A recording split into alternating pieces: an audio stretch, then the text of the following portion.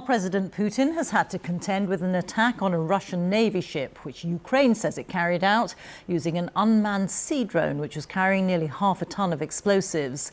The ship was docked in the port of Novorossiysk, which is a major hub for Russian exports.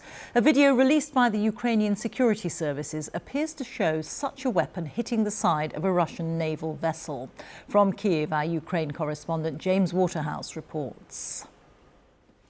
In waters dominated by Russia, Ukraine relies on stealth. Under the cover of night, this sea drone moves towards the Olegonorsky Gonyak. A Russian warship, typically used for carrying supplies, meets a hunter designed to detonate on impact.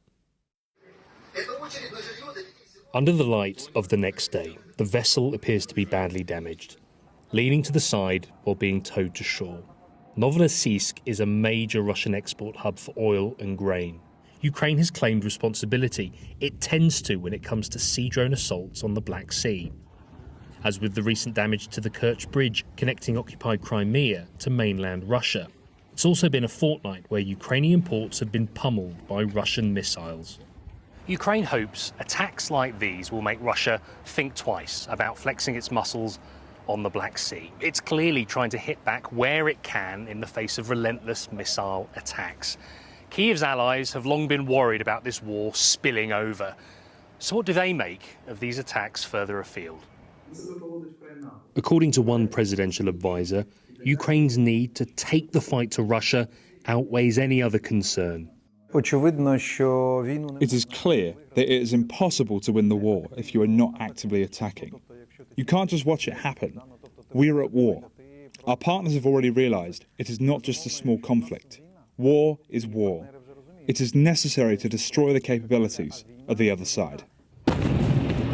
What Kyiv doesn't admit to are the increasing number of drone strikes closer to Moscow. It claims to draw a line on what it targets, saying occupied territories like Crimea and threats in the Black Sea are fair game. Regardless, this war's footprint seems to be getting bigger.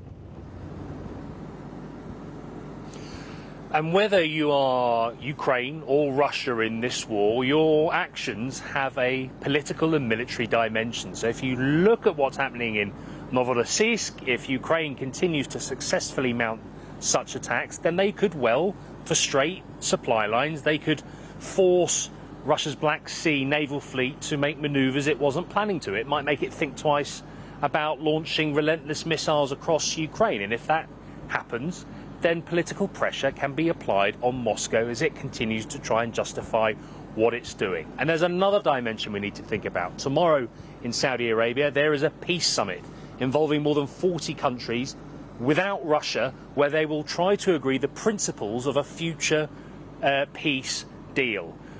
Now, Ukraine and Russia have both said that they are still a long way off from sitting across from the negotiating table. And if we look at what is happening on the Black Sea, if we look at what is continuing to happen in Ukraine, and more so Russia, then the conditions are hardly being set.